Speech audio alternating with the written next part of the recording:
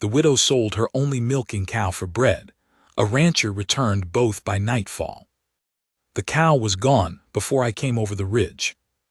I could see the dust from where she'd been led down the road, that particular settling cloud, slow and low, the kind that follows hooves and doesn't follow wheels. Hetty Crane's gate was standing open the way gates stand when someone has just passed through and didn't come back. And I knew, same as you know a storm by the color of the sky a half hour before it hits, that she'd done it. Sold her last animal. The one thing between that household and nothing. I had ridden up to check on a fence line that shared her north corner. My land butts against hers along the creek, a quarter-mile of shared wire that'd been giving me trouble since the spring runoff bent two of my posts sideways, and one of them clean out of the ground. That's what I told myself anyway. The truth is I'd been watching that farm go quiet over the past 2 seasons, and I didn't like how it felt. There are things a man notices when he's paying attention, and I had been paying attention to Hetty Crane's farm the way you pay attention to a fire you aren't sure has gone all the way out. Her husband, Cal, had died in the February before last. Pneumonia, fast, 3 days from first fever to ground.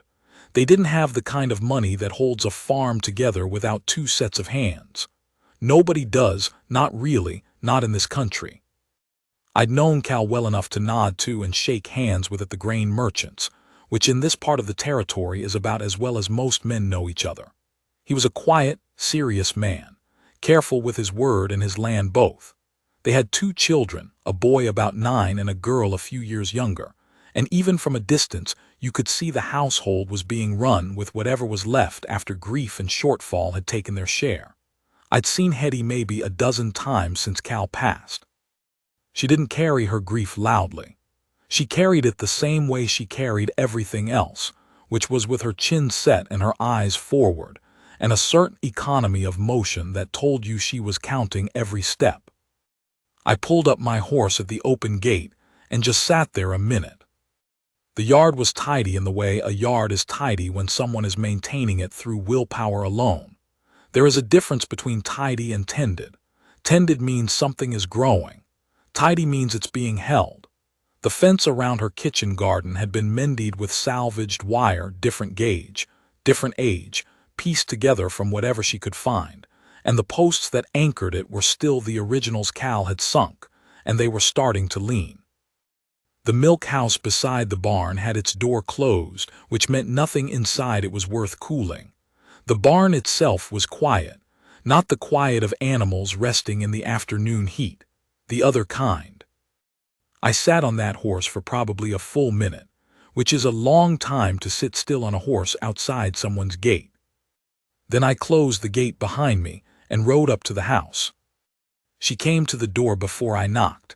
Either she'd heard my horse on the road, or she'd been watching from the window, or both. I pulled off my hat. "Mrs. Crane." She looked at me steady. She was somewhere in her early 30s. I didn't know exactly, with brown hair kept pulled back tight and eyes that were not brown and not green, but somewhere between the two that I'd never found a name for. She was wearing a dark work dress, and her hands were folded in front of her the way hands fold when the woman wearing them is deciding something she'd rather not have to decide. "Mr. Aldous," she said. "Came to check my fence line," I said, "the north corner." She nodded once, a short nod. She knew why I was really there.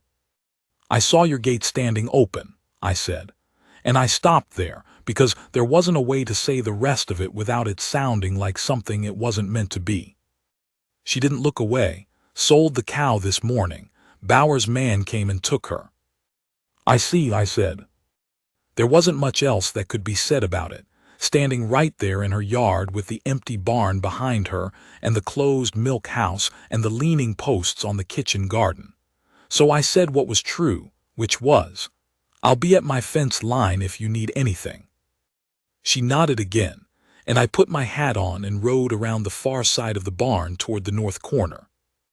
I want to tell you what I was thinking while I was stringing fence that afternoon, because it tells you something about the kind of man I was by then, which is the kind that had learned a long time ago not to want things too clearly, on account of how often that went badly. I was 48 years old. I'd run my ranch alone for 6 years, ever since my wife Margaret took sick and died. I say it the way I say it, took sick and died, because that's the order of it, even though sometimes it still feels like the other way, like she died and then I learned she'd been sick, though I know that makes no sense. We didn't have children. We'd wanted them, but they hadn't come. And then Margaret was gone, and I had the land and the cattle and the dogs and the work, and that had been enough to keep me moving forward in the mornings. Enough, that's a careful word. I've always chosen it carefully for that particular sentence. The fence line ran along the creek, which was low this time of year, a trickle over yellow stones, the sound of it just audible if the wind wasn't up. I dug the bent posts and reset them and stretched the wire, and it took until the sun was 3/4 down the sky. The work of fence stringing is the kind of work that leaves your hands busy and your mind free, and a free mind will go where it's going regardless of whether you've given it permission. I thought about the kitchen garden with its salvaged wire, different gauges spliced together, some of it older than the farm itself by the look of the rust. I thought about the closed milk house door. I thought about 2 children who'd need milk through the winter, real winter, this country's winter, the kind that sets in before November's out and doesn't let go until March has almost given up trying. I thought about what it means for a household to lose its last dairy cow. It means bread this week. It means nothing in the barn, nothing cooling in the milk house, no cream for the children's porridge, and a long arithmetic problem between now and spring that doesn't balance no matter how you run the numbers. I had 4 milk cows in my barn. One of them, a roan-sided 2-year-old, I'd named Thumbprint on account of a white mark above her left eye, the size and shape of a thumb pressed in flour, was the gentlest and the most reliable of the 4. She'd freshened in March, and she'd been producing more than I could reasonably use ever since, more than my hands and I could go through, even with the calves getting their share. She was also the kind of animal that does better with attention and handling than she does left to her own company, and I had not been giving her the kind of attention she was suited to, not this past month, not with the fall workload running the way it was. I'm not a man who talks about decisions much. I make them and then I do the thing. The thing often turns out to have been decided somewhere underneath the talking long before I've acknowledged it up top, and all the thinking through is just me catching up to what was already settled. I finished the fence. I loaded my tools onto my horse. I rode back past the creek and cut north along my fence line toward the barn. I did the evening feed. I grained the horses. I came inside and sat at my kitchen table and ate a cold supper. I didn't taste much of biscuits from 2 days before and some dried meat and water from the well that was so cold it ached in the back of my jaw when I swallowed it. The house was quiet. It was always quiet. I didn't mind quiet, hadn't minded it in a long time, but that evening the quality of it was different somehow, heavier than usual, and I sat with it until I'd had enough of sitting. Then I went out to the barn and I put a lead rope on Thumbprint and I walked her down the road. By the time I got to Hetty Crane's gate the lamps were lit inside. The sun had gone completely, and there was just that last gray-blue edge of light that holds at the horizon for a few minutes after the sun clears out. I could see the glow from her window, warm-colored, the kind that tells you there are people inside, and that they've had supper and the children are maybe at the table still. I opened her gate and walked Thumbprint through and tied her to the fence post nearest the milk house. She went easy, she was always easy, and she stood there patient, switching her tail at nothing. I went to the door and knocked. She answered faster than before. She'd heard me on the road, or Thumbprint on the gravel, or both. She looked past me to where the cow was tied, and the way she looked at her was not the way you look at a thing you expected to see. Then she looked at me. "I don't want charity," she said, first thing, no preamble. "I know you don't," I said. "She's a working cow, Mrs. Crane. I'm not giving you charity. I'm putting her where she'll be used right." "That's the same thing." "It isn't," I said. "A cow that isn't milked is going to waste. I've got 4. I don't need 4, I need 3. This one's the best producer I've got, but she's the youngest, and she needs more attention than I can give her when I've got everything else running.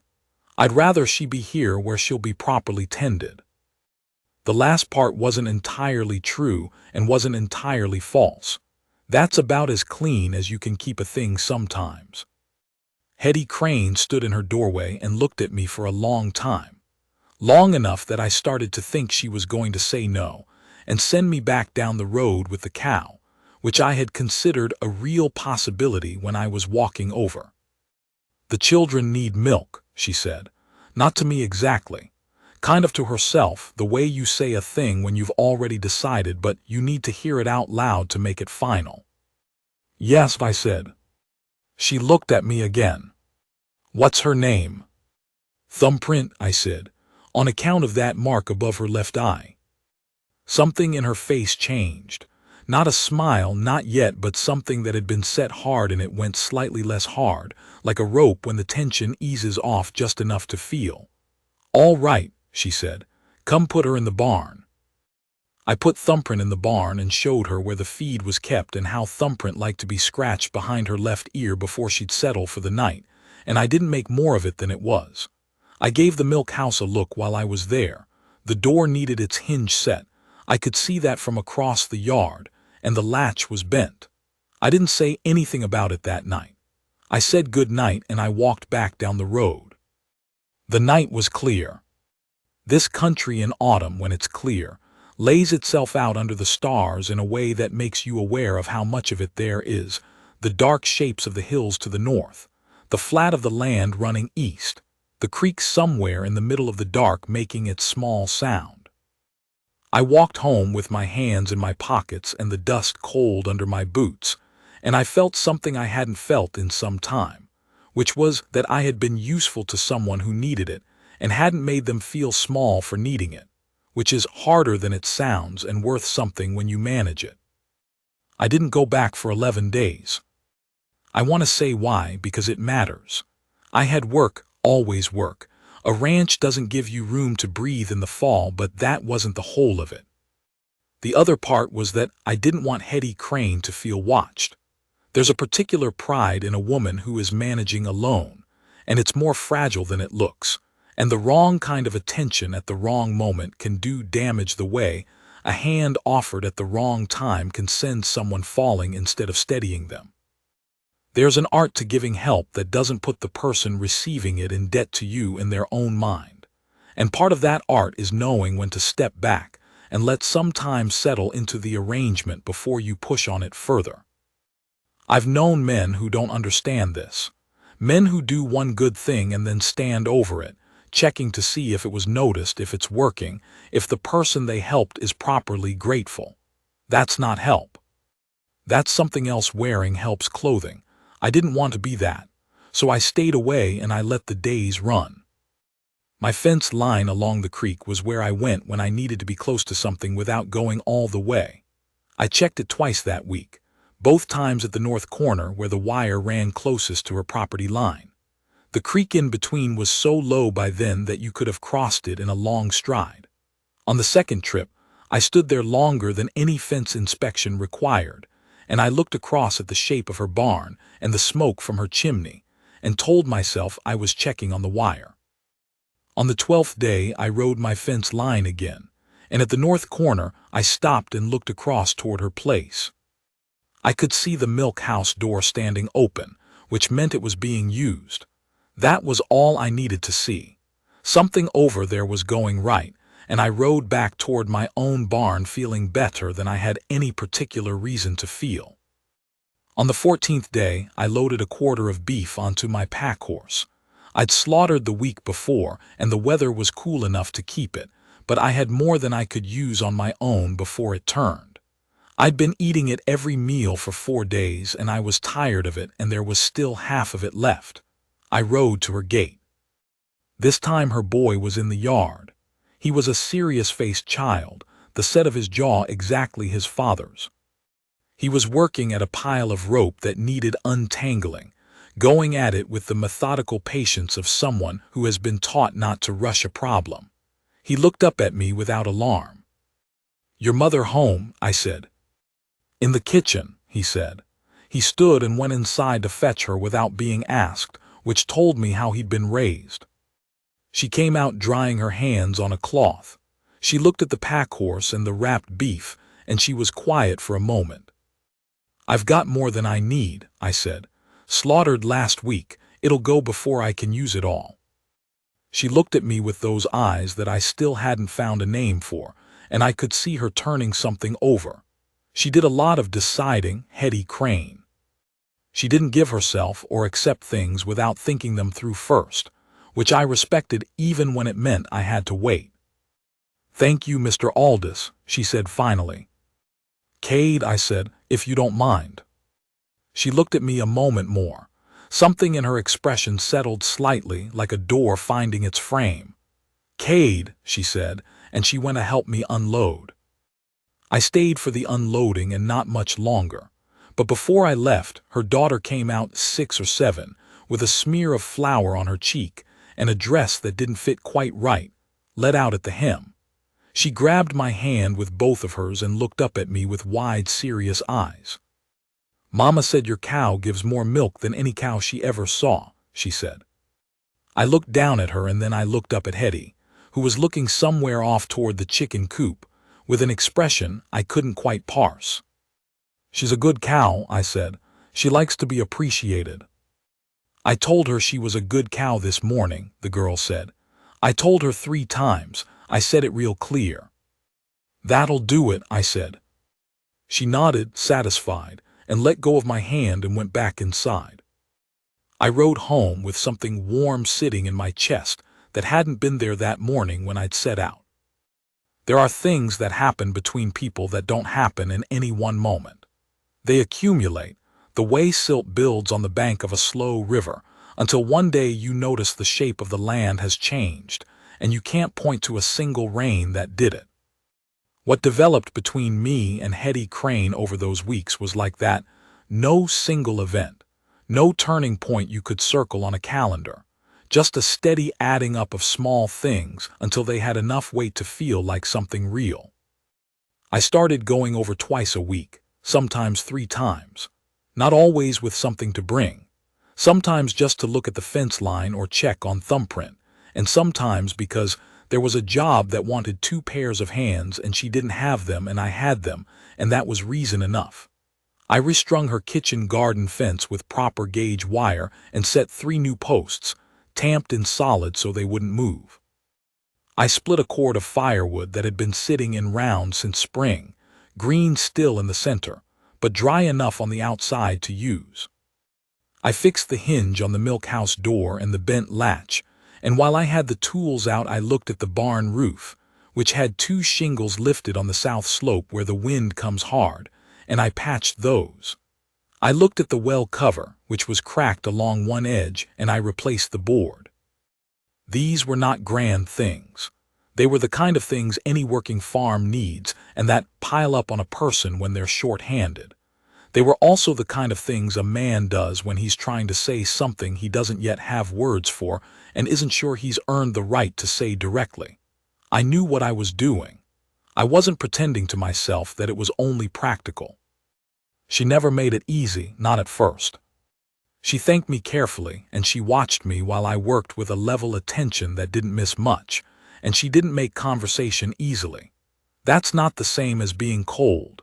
She was just a woman who didn't put out more than she meant, which is a quality I've always found more restful than the other kind. But sometimes she brought coffee out. She made good coffee, strong, with the ground settled out right. And she left it on the fence post nearest where I was working and went back inside without a word, and I came to understand that was her version of welcome. It was a door open just wide enough to let the light through without committing to whether you were coming in or going out, and I respected it for what it was, and didn't try to push it wider than she was ready to push it. One afternoon in early October, the leaves just starting to think about turning, the air with its first edge of what was coming, I was working on the latch of her barn door when she came and stood in the frame and watched me for a while. "You were friends with Cal," she said, not quite a question. Not close friends, I said, keeping my eyes on the latch. Neighbors, I respected him. She was quiet for a moment. He would have said the same about you. I didn't say anything to that. I kept working. He couldn't do much by the end, she said. He knew it. That was the hardest part for him, not being able to provide. He used to say a man owed his family one thing above all, and that was that he could provide. He felt he'd failed at it. I set the tool down and turned and looked at her properly. He didn't fail, I said. He got sick and he died. That's a different thing. She held my look. I know that, she said. I told him. Did he believe you? No, she said, quiet. Men usually don't when they've gotten it in their head. I turned back to the latch because there wasn't an answer to that I had words for. I worked in silence and she went back inside after a while, and I thought about what she'd said for the rest of the afternoon and for some time after that. About a man lying there knowing he can't do the one thing he's built himself around doing, and whether any words at all could reach that. She fed me supper for the first time in October, a few weeks after that conversation. She'd made a stew. She was a good cook. You could tell it was something she'd always been, not something she'd had to become by necessity. And she set a place at the table without asking, and the children ate with us, and the boy, whose name was Emmett, asked me questions about cattle all through the meal with the methodical curiosity that serious 9-year-old boys bring to things they want to understand. He wanted to know how you tell a good cow from a bad one before you buy her, and how you know when to sell and when to hold, and whether I had ever had a horse that bit. 3, I said, different horses. He thought this over carefully. Did you sell them? 2 of them, one I kept. Why'd you keep one if it bit? Because he was fast, I said. And because I didn't like the idea of selling a biter to someone who didn't know what they were getting. Emmett weighed this for a while, chewing, and then he nodded slowly like a man accepting a trade that wasn't entirely in his favor, but was the most honorable arrangement available. I liked him. He had a weight to him that most boys don't grow into until they're much older, and even then some don't. Hetty was watching from across the table, and once when I caught her eye she looked down at her bowl, but not before I caught something in her expression, something quiet and almost sad and not quite sad. Something that had in it the particular softness a person has when they're watching something that reminds them of something else. After supper I helped clear. She didn't ask me to. I did it because it was there to do. I stacked the plates and carried the pot to the dry sink, and she washed, and I found a cloth and dried without being told where things went, because I'd been in the kitchen enough by then to know. We worked in silence that wasn't uncomfortable. The children had gone to bed, and the lamp was lit, and the wind was up outside the way it gets in October, that particular low working sound it makes in the eaves. You don't have to keep doing all this, she said. She wasn't looking at me. She was washing a pot and looking at the pot. I know I don't, I said. She handed me the pot without looking up. I dried it. Cade, she said. Hetty, I said. She didn't say what she'd been going to say. I didn't push her toward it. We finished the washing up, and I put on my hat and coat and said good night and walked down the road, and the October dark closed around me, and I thought about the way she'd started that sentence and not finished it, and I figured I'd know the end of it when she was ready to say it. Winter came in fast. First real snow was early November, 6 inches in a single night, and by morning the world was white and closed down and still, the way it is when the country is reminding you it doesn't owe you anything, and it never did. I was up before light the way you have to be when you're running cattle through that kind of weather, breaking ice on the troughs, checking the barn was holding the heat, making sure nothing had gotten caught out. By mid-morning I was at Hetty's. She was already in the barn, Emmett with her. Rosie was sitting on a hay bale wrapped in a blanket, watching the way small children watch things that concern them, with that combination of worry and complete attention. Hetty looked up when I came through the barn door, and in her face, for the first time since I'd known her, was something she hadn't been able to keep all the way back. She was fine 2 days ago, she said. I went to thumbprint. I put my hand flat on her side and ran it along her belly, and she shifted her weight, and I felt what was there before I properly saw it. I went around to her right side and looked. She's carrying, I said. I should have known. I should have caught it before I brought her over. That's on me. She's pregnant, Hetty said. And close, I said. That's why she's been restless. She's ready. Hetty stepped back and looked at the cow, and then she let out a long, slow breath. I've never helped a cow calve. I have, I said, plenty of times. Stay close and I'll talk you through it. She nodded. I'll get more coffee. Thumbprint took her time about it, the way first-time mothers often do, working it out slow and not entirely sure what's happening to them. By early afternoon, I could see we were going to need to help her along, so I did what I'd done a dozen times before, got in close and kept my voice low and steady and talked to her the way you talk to a working animal, not with commands, just with the sound of a calm presence saying there is nothing wrong here, keep going, you are doing right. The calf came and it was alive, a bull calf, reddish-brown, with his mother's wide, quiet eyes and his father's, whoever that had been, broad chest. Emmett was in the barn for all of it. He'd asked me early on if he should step out, and I'd said no, stay, and he'd stayed. He stood back with his arms folded across his chest and his jaw set, and he watched without looking away once, even the hard parts. When the calf was on its legs, unsteady and blinking, Emmett looked at me with an expression that was trying not to show too much and mostly not managing it. Will we keep him? He said to his mother. Hetty looked at me. Your call, I said.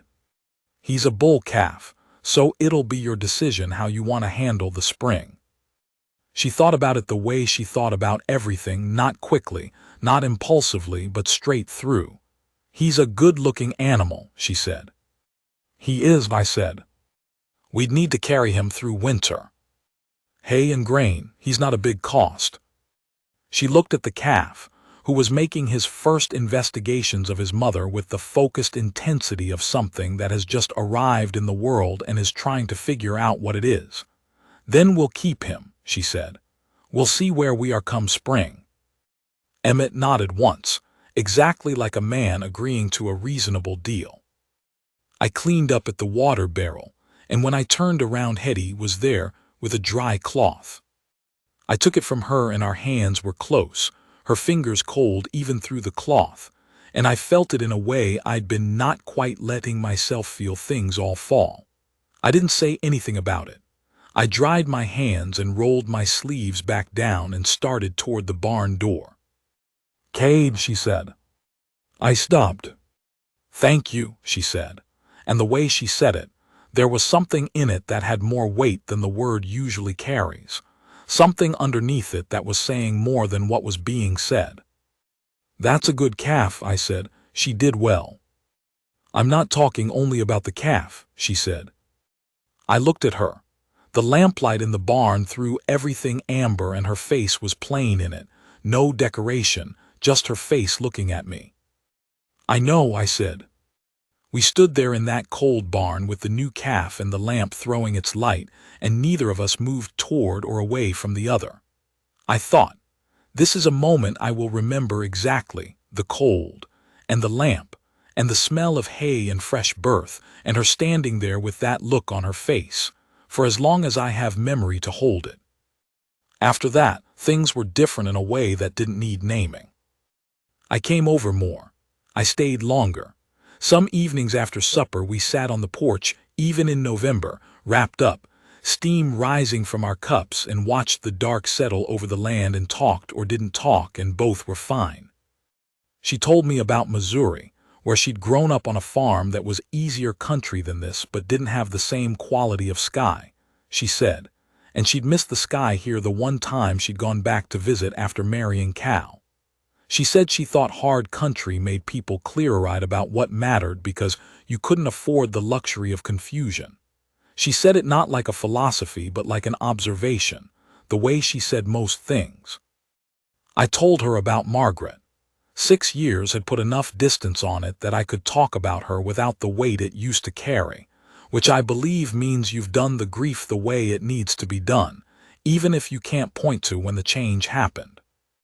I told her about the early years on the ranch before I'd fully built it up, when the house was just 2 rooms and the barn was half finished, and I was younger, and the country felt more open, and the possibilities seemed to run in all directions the way they do when you're young enough to still believe that. I told her about the winter Margaret and I were snowed in for 11 days, and we played cards every night by lamplight 7-card cribbage, a game she'd invented herself that I could never quite hold the rules to, and she beat me at every one and laughed at me every time without meanness, just genuine delight at winning, and I had loved her for it.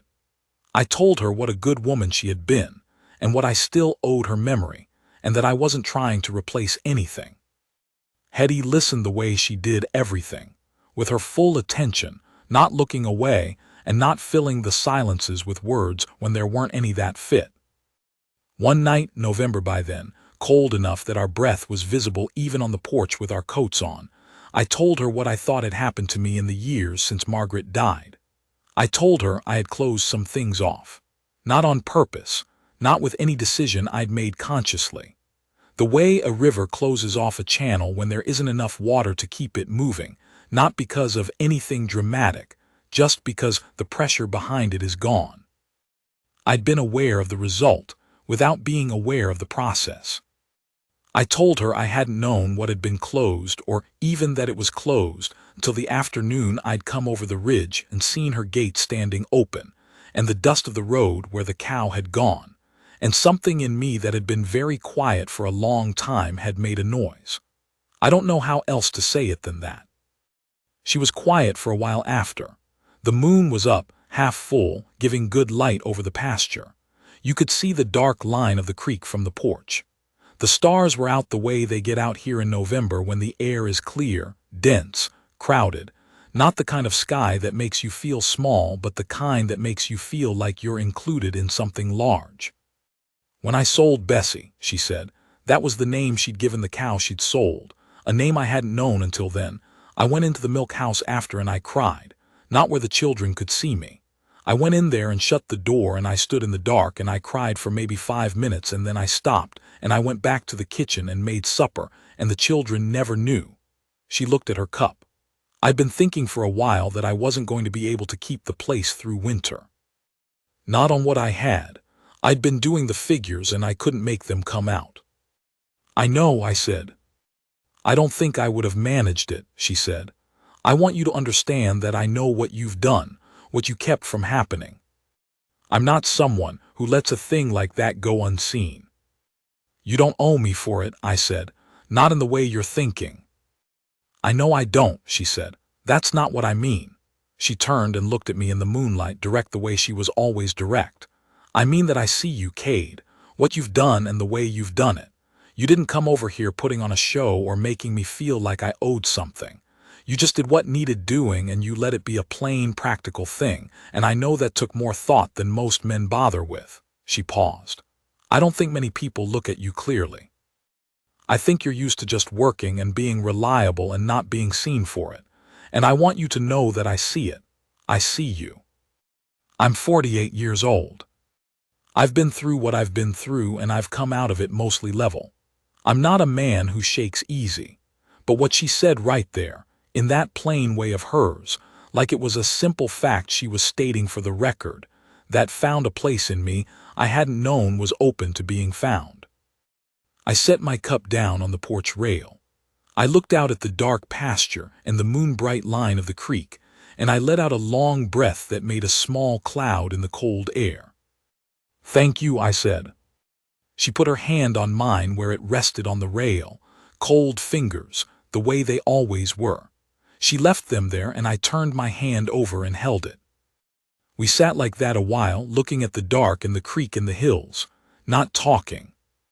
The wind had gone down by then, and the night was very still, and the cold was the clean kind, the kind that doesn't feel hostile.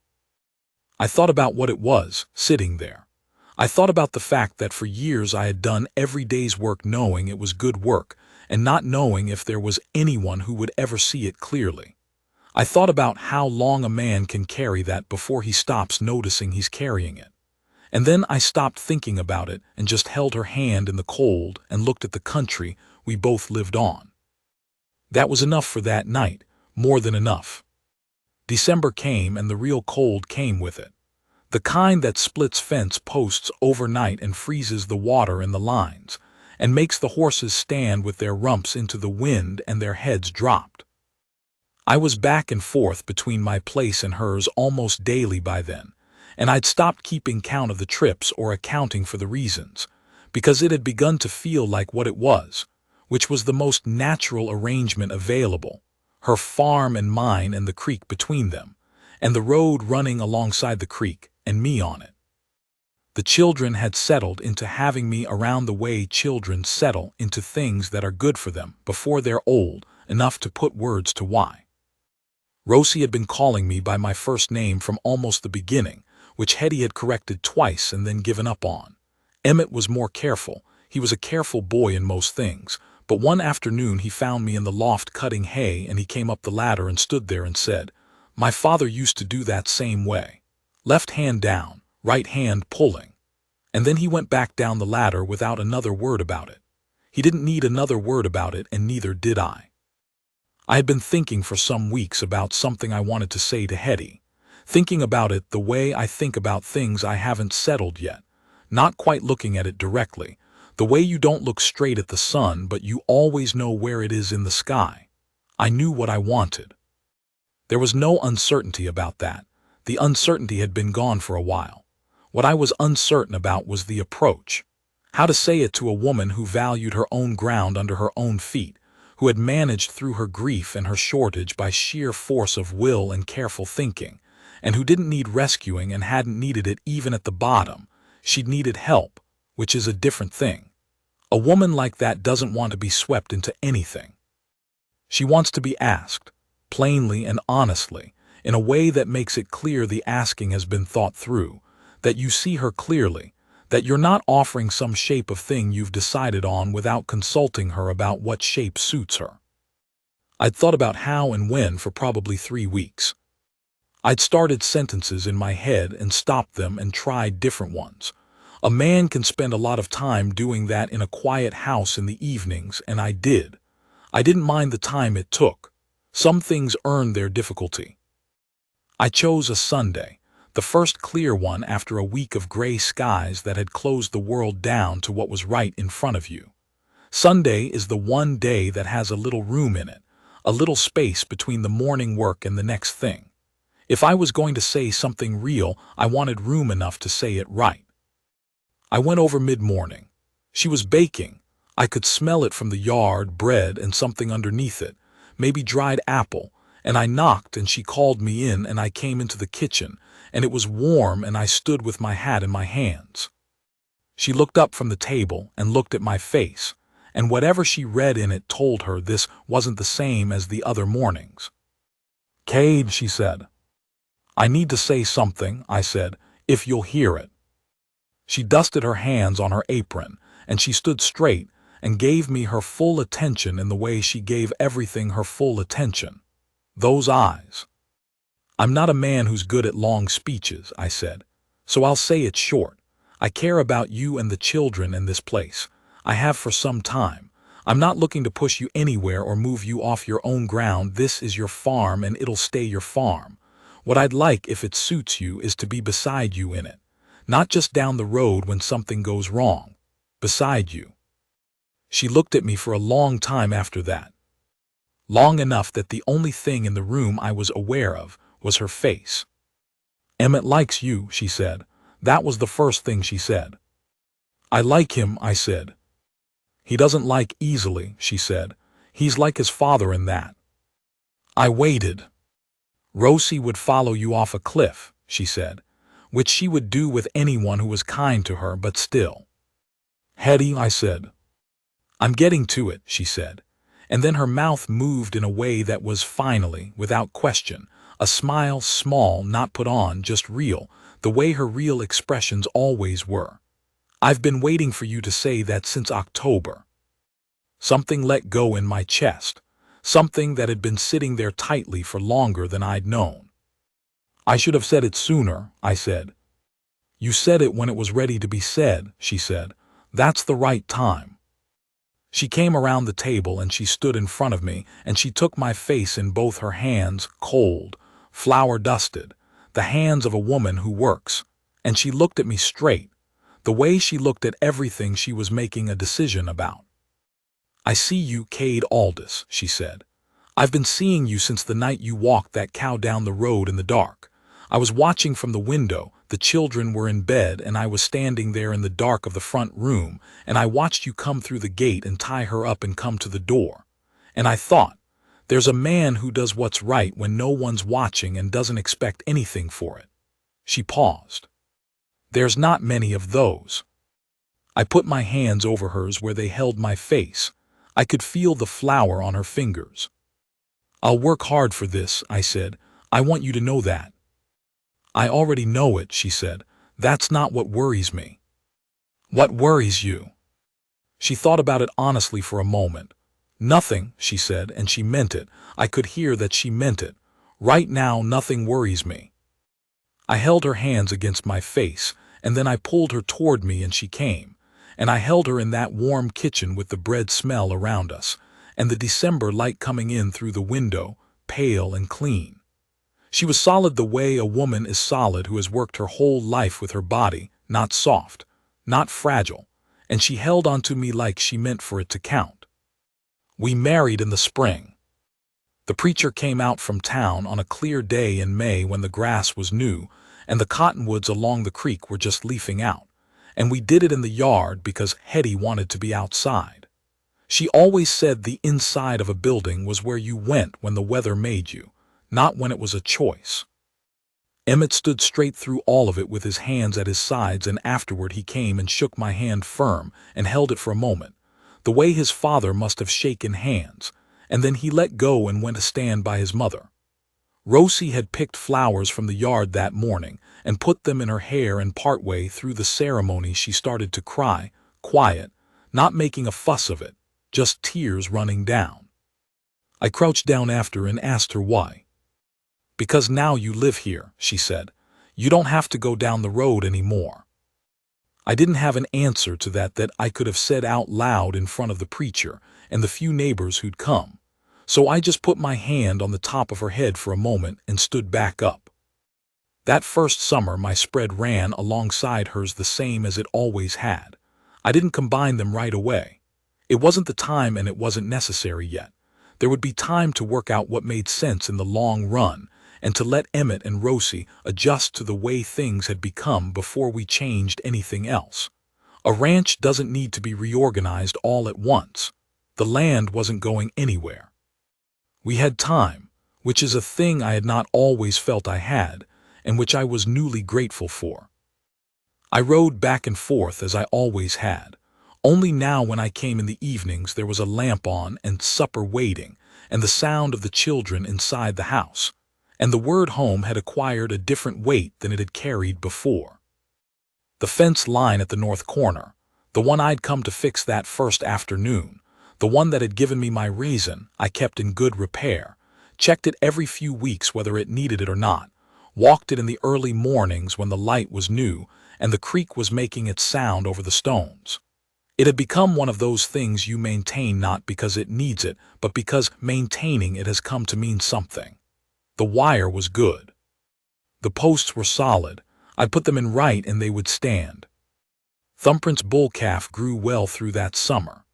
By July, he was a solid animal, reddish-brown with the wide chest I'd noticed when he was still wet and blinking, and by August Emmett had him leading on a rope with the quiet, easy confidence of a boy who has found something he's good at and knows it. I watched him work with that animal one afternoon from the fence, the patience of it, the unhurried way he gave the calf time to figure out what was being asked, and I thought about what Hetty had told me, about Cal and the way he'd felt at the end, about a man who'd worried he hadn't provided. I thought about this boy with his father's jaw and his father's careful way, working a calf around the yard like he'd been doing it all his life. I didn't say anything to Emmett about it.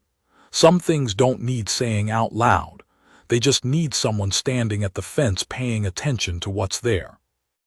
That fall we consolidated the grazing. I had a hand helping me 3 days a week. A young man from up near the pass, quiet, capable, didn't talk more than necessary, and with the two properties running together there was more margin to everything. What had been a widow holding ground by herself had become something with give in it, the way a rope with 2 strands holds more than twice what either strand holds alone. Hetty didn't stop being herself. I say that because it needs saying. She kept her own opinion on everything, and she gave it when she thought I was getting something wrong, which was sometimes, and she was right often enough that I learned to listen before I made up my mind. She ran the household the way she'd always run it, exact, nothing wasted, every action purposeful, and what I brought to it was what she'd been short of, which was another pair of hands and the steadiness that comes from a man who has found, later than he expected, the place where what he has to give is actually wanted. That is not a small thing. I know it isn't because I remember what it was to not have it. I remember going home to a house that was just a building I slept in, and I remember the particular quality of those mornings before light, when you're up and working and there's no one in the world who's waiting to hear how it went. There is an evening I come back to from that second fall, a long day of roundup, the slow cold miles of it, cattle not wanting to move and the dogs running hard and the light going before we were finished. I came in after dark, left my boots at the door, walked into the kitchen where Hetty had supper on and the children were already at the table and the lamp was burning low and the stove was going. She was at the stove. She turned when I came in and she looked at me the way she always looked at me, taking account, reading what the day had done, not performing concern but actually having it, and she didn't say anything right away.